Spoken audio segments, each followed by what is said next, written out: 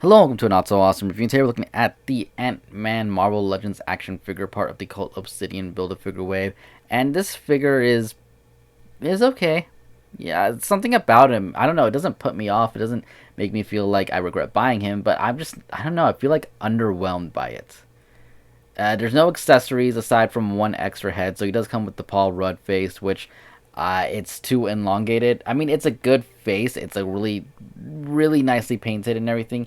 It looks like him. I see it, but the chin just goes down a little bit too long. It's not the best expression. I get his character and the way he acts and everything, so smile is fine and all, but I feel like the chin just goes down way too much. I mean, maybe by looking at it sideways, no, it's still, it looks way too weird. It's a little bit off.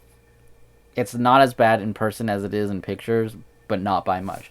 Other than that, he does come with his regular Ant-Man helmet thing, which looks good. I like it, though I do feel like they kind of cheaped out on the lenses. I don't remember if it was Marvel Legends who did this, because I don't have the old Ant-Man figure, and I don't have the figure arts for it.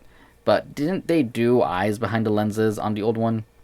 Or was that the figure arts one? I'm pretty sure they did that with Wasp, because I have seen her in person and her helmet looks better than this. And I don't know, the fact that they're dark and just, I mean, they're shiny and reflective, but the fact that you can't see through them kind of, I don't know, cheapens it a little bit. I don't like it as much. It's still a cool looking helmet. The paint job on it is nice. These pieces are rubbery, which isn't the best thing, because you can see mine's already bending to the side a little bit there. It looks good. You can kind of get him to hold it in his hand, though it's not the best fit. It's kind of annoying.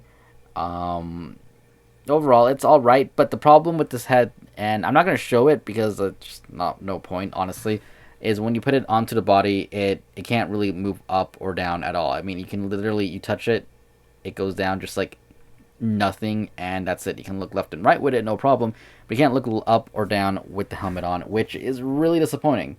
It's really disappointing.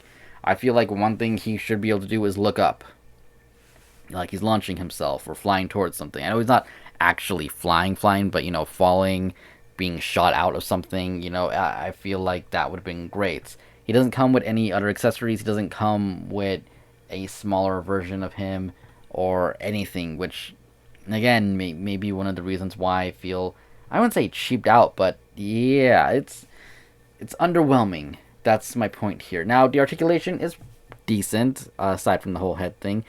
You can look up, just barely nothing. I mean, that's as much as the head moves down with the helmet. But you can look kind of down with this head. Kind of. Not really. More so than the other one, but yeah. Yeah, again, head movement not that great, and that long chin does not help. No real pivot or nothing, just a little bit of a wobble, and you can look left and right. It doesn't look like it sits on it good, so I will give it that. It doesn't look out of place too much, so that's a good thing. Yeah, ab crunch, he goes forward, just one, goes back, barely anything. Am I in focus here? No, I'm not. There we go. Sorry about that. Yeah, so ab crunch isn't great at all either. It's like, do you want it forward? Do you want it back? Do you want it straight? Well, that's kind of too bad, because you're gonna have to, like, again, underwhelming. I mean, I guess that is considered straight, but it wobbles back, so yeah. Anyways, the arms can go up about that much, which is really good. It looks kind of weird, but yeah, it's good. It does have an annoying squeak. You can see some paint chipping off of it from right there. I don't know if that's from the inside. Yeah, I can rotate all the way around. Upper bicep rotation. Double jointed elbow. That does really good. Whoa. Rotation at the wrist and a hinge swivel right there. He does have his waist rotation, which, again, you can hear that click, and it's really, I don't know, it's not the greatest either. He can kick forward that much, which is really good. Can't kick back at all. His leg can go out that much, which isn't that great. Upper thigh rotation, which is a little bit hard, but it's there at least. He does have double jointed knees that do pretty darn good. And he does have his foot that can go forward, can go back, and he does have an ankle pivot. So it's not the best articulation in the world. I mean, it's okay. It could be so much better, especially the legs going out maybe a little bit more. The abdomen, that ab crunch right there could be way better. The arms, I can deal with the squeakiness, but it is annoying, and they pretty much, they're good. They're not bad, so I can live with the way the arms kind of move and everything. Sculpt wise, he does look nice and all, but he's made of that weird, I don't know, it's like that weird plastic. It has that like soft feeling to it. I mean, it's a hard plastic and all, but it has that weird texture to it. It's the same thing that the Spider-Man from Homecoming had. It doesn't feel like your typical Marvel Legend, like Wolverine from like that last wave that came out, or Magneto, or any of them. He feels rougher, but I mean, there is a lot of detail on it that looks really nice. I'm guessing this is digitally sculpted. Paint app wise, it's pretty good, though there is some silver dots on the pants right there, a little bit of red on the silver here, and a little silver on the red there. So it's not perfect by any means, but it's not noticeably bad in any way. The belt is a free floating piece, as you guys can see there, so can rotate with the figure.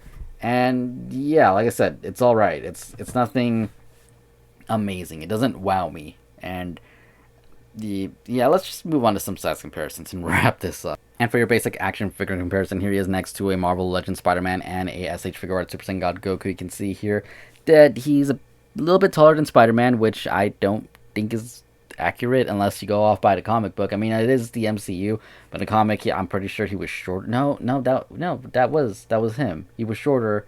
Then that one guy made him taller, but I don't know if they ever fixed that. And yeah, that was the whole thing on, I think it was Peter Parker Spider-Man. I'm not sure. It's relatively new from like last year, I think. And he's taller than the Figure Art figure. So there you go. And here he is compared to the other two figures in the way that I've already reviewed, the Black Widow and Thor. And you can see he is taller than Black Widow, shorter than Thor, and it reminds me of the signal thingy on cell phones, though he could be a little bit taller. But yeah, they look good together. The paint, for the most part, at least with these two, is like really similar to each other. They both got that kind of matted skin look. Black Widow, although I will say her face isn't bad at all, doesn't have that kind of paint, and I think I feel like she would have looked better with it, with the realistic look, than with that one, because that one is more comic book-esque face, like the faces that they make for the comic book character. That's where I'm getting at. But I don't know, it doesn't really mix in well with the other two, now that I'm like seeing like three of them together like that, but it's not bad. I don't remember what Wasp looks like. I'm hoping to get her soon, and we'll do a comparison then. But in the meantime, it is cool to have an Ant-Man in my collection. I'll say that. It is cool to have him in the collection and represent himself in the MCU. So overall, not a bad figure, but not a great or amazing figure at all. It's really just average. There's definitely points of articulation that could be made a lot better. The whole weird plastic feeling, I don't know, it always throws me off. The same thing with the Homecoming Spider-Man. I didn't like how it felt, and I feel like maybe it's just the 3D sculpting. Maybe it's because they do it like that. I don't know. I don't know what it is, but I like the way that the other figures feel, not how this guy does, and it's a strange thing to complain about, but here I am doing it. The figure itself looks good. There's no real big issues with that. Again, paint apps, very figure to figure. Can't really blame them on that. It is a good amount of detail. It is a lot of sculpt work, so body-wise, it looks good. Articulation-wise, could be a lot better. Accessory-wise, could be a lot better.